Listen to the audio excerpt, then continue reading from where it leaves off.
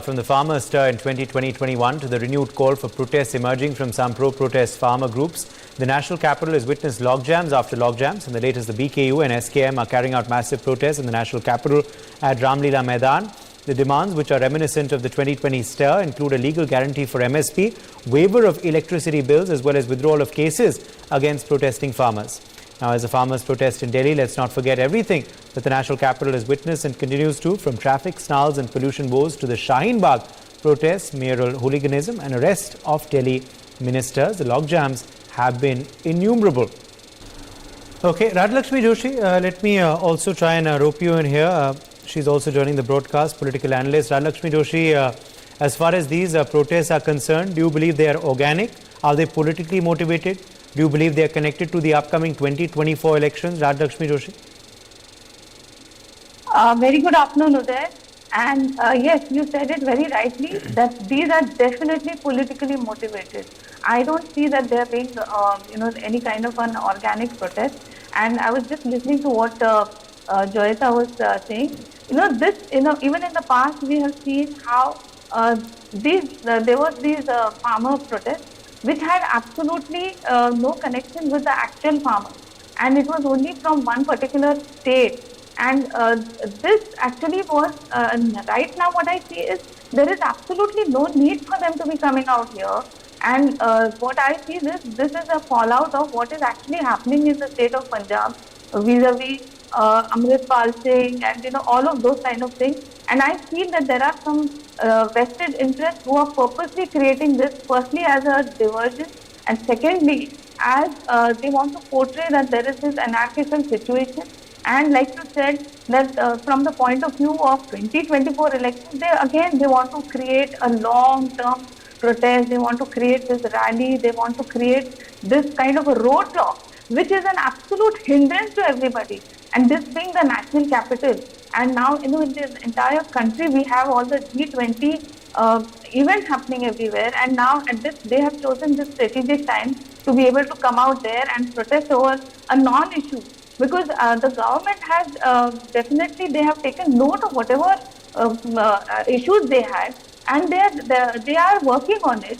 And in fact, there are a lot of good things happening. And in spite of that, if these people have come out here in large numbers, then it absolutely means to say that this is just a politically motivated protest by some vested interests. And I don't think that this is an organic protest at all.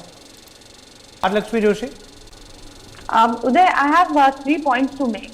One thing is that I completely am against this idea that a group of people, say maybe 20,000 or 50,000 or even 1 lakh people, yes, they congregate at the Delhi borders, or they congregate in some area and they create nuisance, and they actually think that they can hold the entire country to ransom, and they think that they can get some laws changed or passed or whatever, which is completely unconstitutional. They go completely against the way in which our country should be functioning. That is the first point I would say. That this has become a very easy way in which you just get hold of a mob and then you try to change the entire laws. And another thing is that the nuisance value, if you look at it, I feel that this has been a very organized nuisance value. If you see the kind of support that two particular of these revolutions have gathered international interest. One was about the farm laws, and the other one was about the Khalistani movement. If you see that both of them are happening right now in India, both of those kind of movements are happening right now in the state of Punjab, and that cannot be a coincidence. And they're getting the kind of responses from people across the UK, the Canada, and you can see that they are all separatist elements.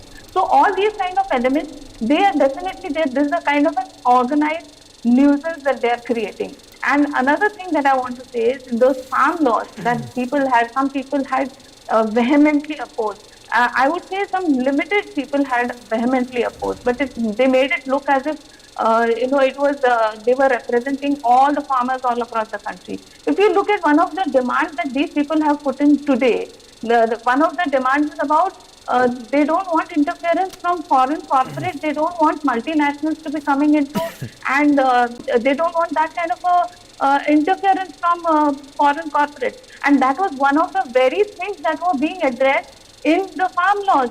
So what Yes. is, I mean, this is a big joke that Okay. they are talking about this today, when exactly this was one of the things that Okay. they supposedly didn't want in the Okay. farm laws earlier. Okay, I'm afraid we've run out of time, so we'll have to leave it at that. My thanks to all of our guests for joining us.